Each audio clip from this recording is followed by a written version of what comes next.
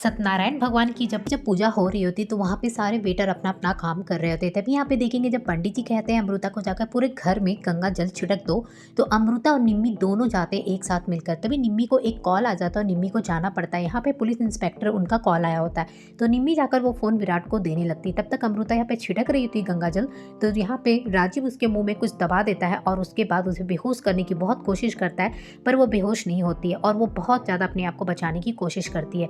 राजीव उसे खींचते हुए सीढ़ियों के रास्ते से लेकर नीचे जाने लगता है।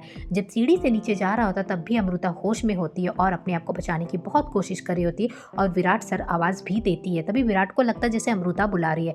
तभी विराट कहता मुझे ऐसा लगा कि अमृता मुझे बुला रही है। उसके बाद निम्मी से पूछता है कि तुम्हारी भाभी कहाँ है, तो वो कहती है कि वो गंगा जल छिड़क रही है, आप लीजिए इंस्पेक्टर साहब से बात कीजिए। तभी विराट यहाँ पे बात करने वाला होता है, लेकिन कहता है एक काम करते हैं, हम दोनों चलते हैं साथ में मिलकर छिड़केंगे। और यहाँ पे विराट निम्मी को लेकर आगे बढ़ता है। आगे जाने के बाद पूरे घर में ढूंढता अमृता कहीं पे भी नहीं मिलती है।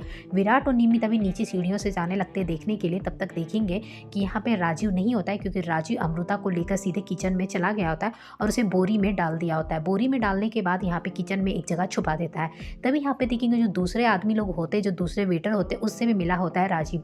राजीव उनसे कह देता है कि किसी से कुछ भी मत कहना। उसके बाद विराट सारे वेटर को बुलाता है और पूछता है कि जो तुम्हारा भांजा आया हुआ था वो कहाँ पे है। तभी राजीव निकल कर बाहर आता है और आकर चुपचाप से खड़े हो जाता है और ऐसा बिहेव करता है जैसे उसे कुछ भी नहीं पता है। इन लोगों को लगता है कि हम लोग गलत आदमी से पूछ रहे हैं, हम लोगों को इसे छोड़ करके हमें सही आदमी को पता करना चाहिए। उसके बाद वो लोग उसे छोड़ देते हैं। फिर यहाँ पे अमृता को बहुत ढूंढते हैं, पर अमृता कहीं पे भी नहीं मिलती है।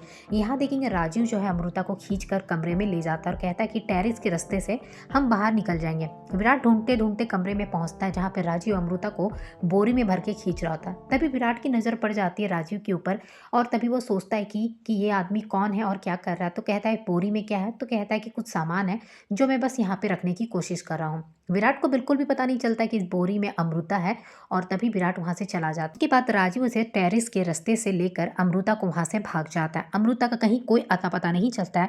सब लोग घर में बहुत परेशान हो गए। भवानी की हालत भी बहुत बुरी हो जाती है।